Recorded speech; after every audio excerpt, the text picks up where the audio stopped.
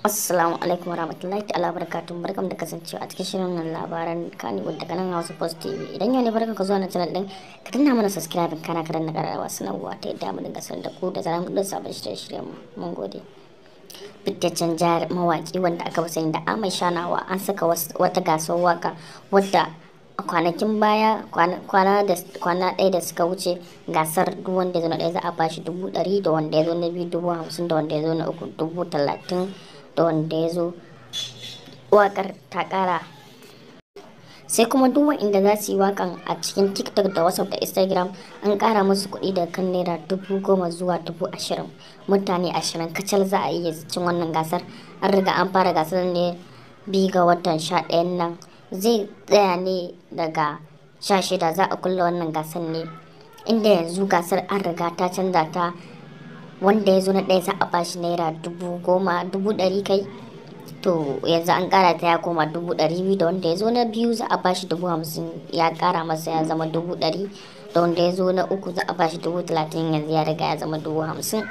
Sai dai kashi ya kamata mutane su yi maza domin su je su buga wannan gasa ta waka. Kawai mayamin ɗin waka zaka in dai naka ya bi kyau to kai za a ba wannan 200,000 da zaka ci.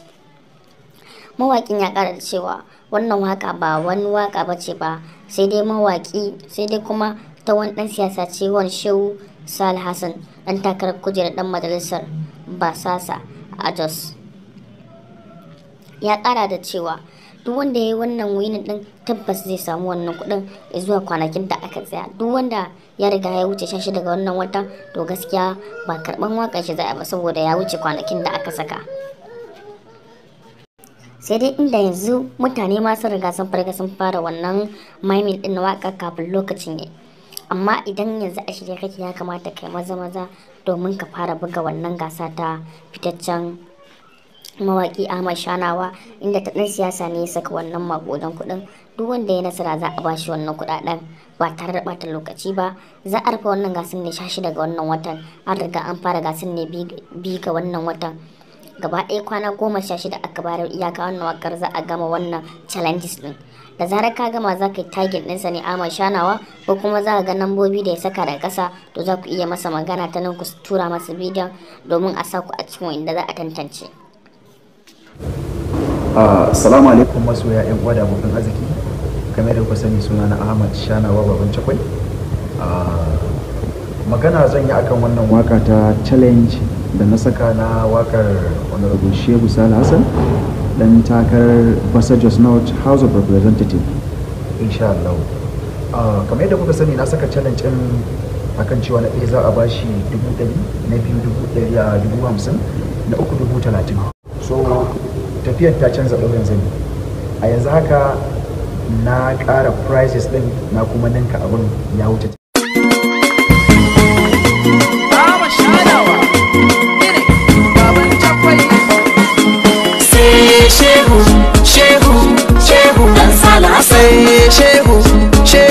Shehu dan salasa mata kun ce ka fito Shehu dan salasa ga matasa na ka fito Shehu dan salasa Shehu dan salasa Shehu limamin sulhu dan salasa labari ko ta ina ya je kan Shehu dan salasa dan majalisar mu zuwa gobe Shehu dan salasa dan majalisar mu na gobe insha Allah dan salasa kujerar tana ta jiran ka Abuja Shehu dan salasa harkiya zami maka Jos to Abuja Shehu dan salasa yan Jos no ta kai za mu zaba insha Allah dan salasa yan Basa kai za su zaba insha Allah dan salasa a jam'iyyar APC nan wahala ba.